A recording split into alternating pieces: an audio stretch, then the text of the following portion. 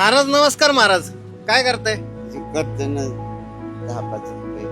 10-5 रुपयांसाठी करताय. काय करायचं? इथं ना काही वर्षांपूर्वी एक नगरसेवक होते, अमोल बालवडकर. नाव ऐकलंय का? ते तर आमच्या जीवाचं हे काय वाटोळे केलं त्यांनी एरियाचं म्हणतात. ते का आता तुम्हाला सांगायचं ते आमच्या जीवाचं काळीच येते. आज असं माणूस पण मोठं मुश्किल आहे. काय काय केलं, असं काय केलं त्यांनी?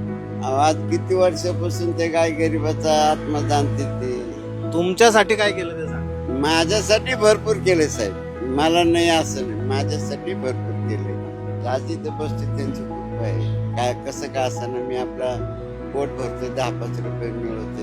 खरंच ते भारी व्यक्ती, लय महान व्यक्ती. त्यांना जर का काही संदेश द्यायचा असेल तर काय द्या? काय नाही, आमचा फक्त आशीर्वाद राहा मात्र त्यांच्या पाठीमागे, बाकी दुसरं काय नाही. हे अजून परत आम्हाला त्यांच्याकडनं थोडीफार तरी सेवा मिळवणं आमची इच्छा आहे, बाकी दुसरं काय नाही. काय केलं बालवडकरांनी? चांगलं काम सगळ्यात इथं ह्या प्रभागात काय केलं?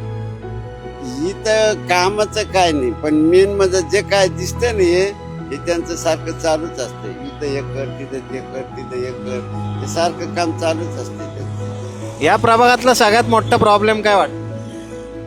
आता इथं तर प्रॉब्लेम व्हायसारखं काय नाही, पण त्यांनी जे लक्ष टाकलं ना तेव्हापासून इकडे एकदम मस्तपैकी कार्य केलं. बालवडकर जर का इकडचे नगरसेवक नसतील तर काय होईल? हे सगळं खेळच होईल. आणि काय कोण विचारणार आणि कोण पुसणार आहे असं होईल.